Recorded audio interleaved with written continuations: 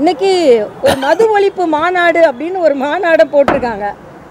அது நான் ஏற்கனவே சொன்னேன், சிறுத்தை ஆரம்பித்து சிறுத்து போய் கொண்டிருந்தது என்று. மாநாடும் அப்படிதான். இன்னைக்கு மது ஒழிப்பு மாநாடு என்பது மகளிர் மாநாடாக மாற்றப்பட்டிருக்கிறது என்று கேள்விப்பட்டேன். மது ஒழிப்பு மாநாட்டிற்கு அவர்கள் கட்சியிலேயே ஆதரவு இல்லை என்பதையும் நான் கேள்விப்பட்டேன். இதுதான் அவர்களின் கொள்கை.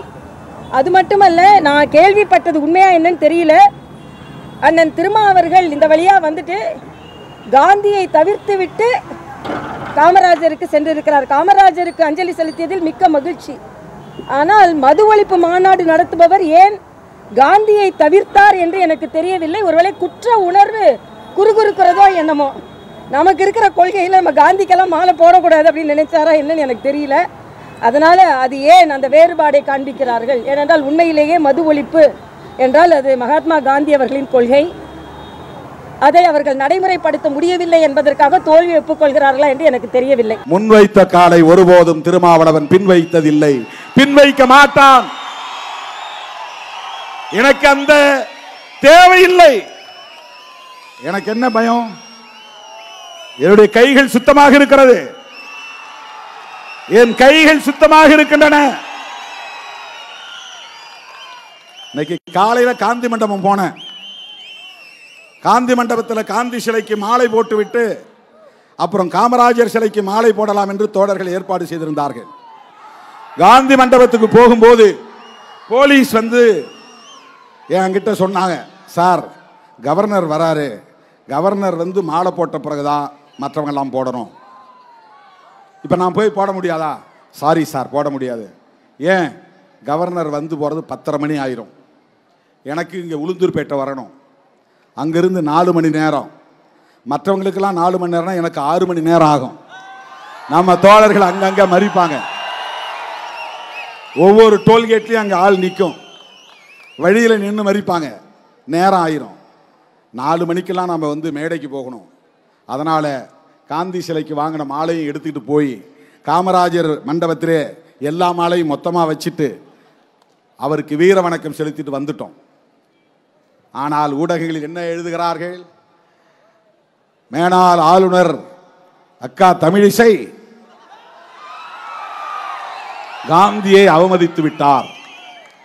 அப்புறம் காந்தி மது ஒழிப்புக்கு போராடியவர், அவருக்கு இவர் மரியாதை செய்யல, மது ஒழிப்பு மாநாடு நடத்துறாரு, அவருடைய கொள்கைக்கே அது எதிராக இருக்குமோ அப்படின்னு சொல்றாரு. அவங்க என்ன சொல்ல வராங்கன்னா, திருமாவளவன் தினந்தோறும் பாட்டில் திறக்கக்கூடிய ஆள் அப்படின்னு சொல்றாங்க. அக்கா தமிழிசை அவர்களே, நீங்கள் குடிக்க மாட்டீர்கள் என்று நான் நம்புகிறேன். உங்களுக்கு குடிப்பழக்கம் இருக்காது என்று நான் நம்புகிறேன். உங்களை போல்தான் நானும், எனக்கு அந்த பழக்கம் இல்லை. நான் தடய அறிவியல் துறையிலே ஒரு அறிவியல் உதவியாளராக, ஒரு இளநிலை விஞ்ஞானி என்கிற பொறுப்பிலே பணியாற்றினேன். அப்ப ஒவ்வொரு 3 மாசத்துக்கும் ஒரு டிவிஷன் மாற்றுவாங்க. அதுல ஒரு டிவிஷன் புரோகிபிஷன், மதுவிலக்குத்துறை.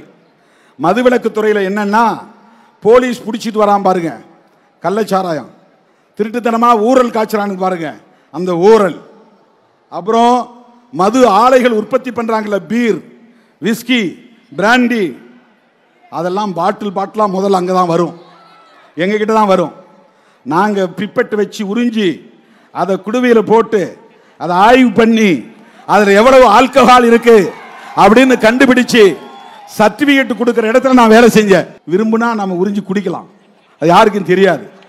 டேஸ்ட் பண்ணலாம், யாருக்கும் தெரியாது. ஒரு ஓரத்தில் தான் உட்கார்ந்து வேலை செய்வோம். பிப்பெட் வச்சு உறிஞ்சணும் தினந்தோறும் பாட்டில்.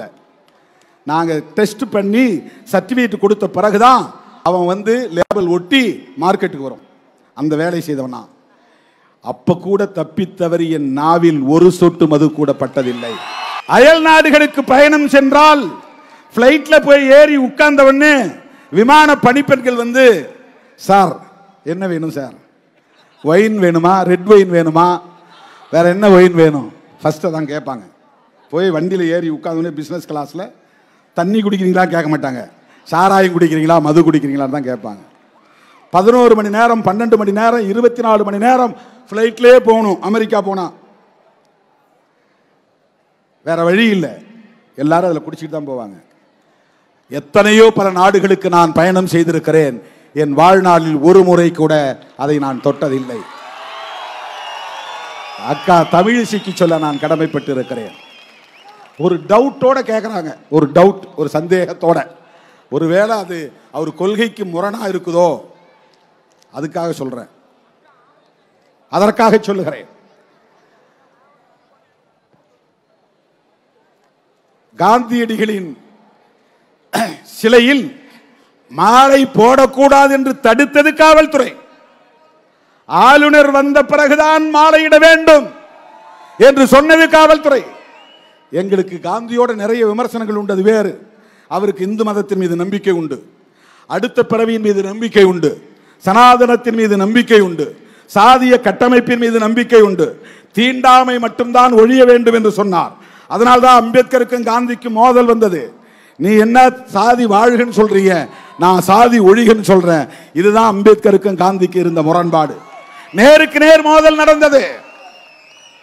அந்த காலத்தில் காந்தி ஒரு சமூகத்திற்கு ஹீரோ என்றால் அவர்களுக்கு அம்பேத்கர் வில்லன், அம்பேத்கர் ஹீரோ என்றால் காந்தி வில்லன். அப்படித்தான் அரசியல் போனது. அதுதான் ஒரு காலத்திலே இருந்த அரசியல், அதுதான் ஒரு காலத்திலே இருந்த அரசியல். ஆனால் இன்றைக்கு நாங்கள் காந்தியடிகளின் பிறந்த நாளிலே இதை செய்கிறோம் என்று சொன்னால், காங்கிரஸ் கட்சியோடு நாங்கள் தேர்தல் உறவையும் கொண்டிருக்கிறோம் என்று சொன்னால், அதற்கு நாங்கள் உள்வாங்கி இருக்கிற 2 கோரிக்கை நீங்க புரிஞ்சுங்க. எவன் புரிஞ்சுக்கிறான் புரிஞ்சுக்கலாம், நமக்கு அதை பற்றி கவலை இல்லை. வேற எவனும் புரிந்து கொள்ள வேண்டிய அவசியம் இல்லை. திருமாவளவனை பற்றி யார் எது பேசினாலும் பேசட்டும், அதை நான் ஒரு பொருட்டாக எடுத்துக்கொள்ள போவதில்லை. என் தலைமையை ஏற்று என்னோடு களத்தில் நிற்கிற என் உயிரின் உயிரான விடுதலை சிறுத்தைகளே,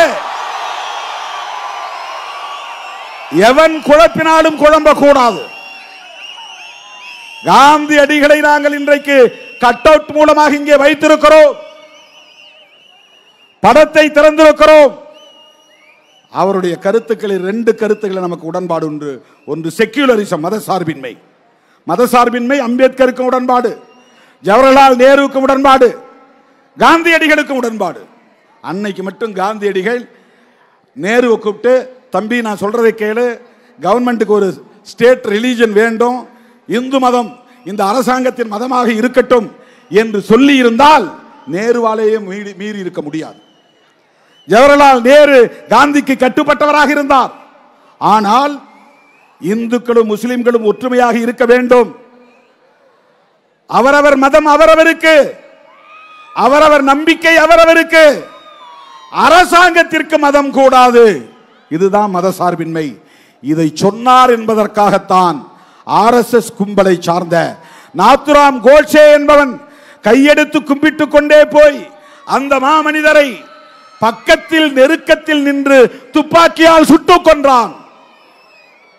இந்த மதம் தவறானது என்று சொன்ன அம்பேத்கரை சுடவில்லை.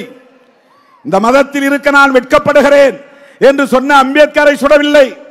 நான் பிறக்கும் போது ஒரு இந்துவாக பிறந்திருக்கலாம், சாகும் போது ஒரு இந்துவாக சாக மாட்டேன் என்று அந்த மதத்தை விட்டு வெளியேறி 10 லட்சம் பேரோடு பௌத்தம் தழுவிய புரட்சியாளர் அம்பேத்கரை அவன் சுடவில்லை.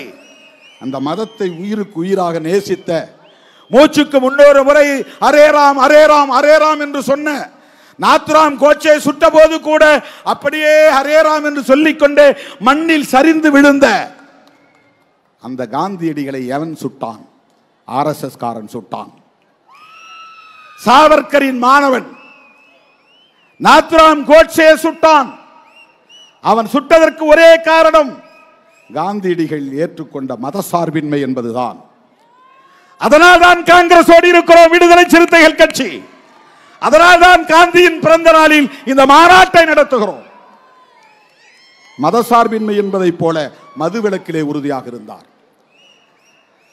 புரட்சியாளர் அம்பேத்கர், மகாத்மா காந்தி, ஜவஹர்லால் நேரு, தந்தை பெரியார், பேரறிஞர் அண்ணா, இவர்களெல்லாம் இந்த புள்ளியில் ஒரே நேர்கோட்டில் பயணிக்கக்கூடியவர்கள், ஒரே நேர்கோட்டில் பயணிக்கக்கூடியவர்கள். அதை உணர்ந்து கொண்டவர்கள் விடுதலை சிறுத்தைகள், அதை உள்வாங்கி இருப்பவர்கள் விடுதலை சிறுத்தைகள்.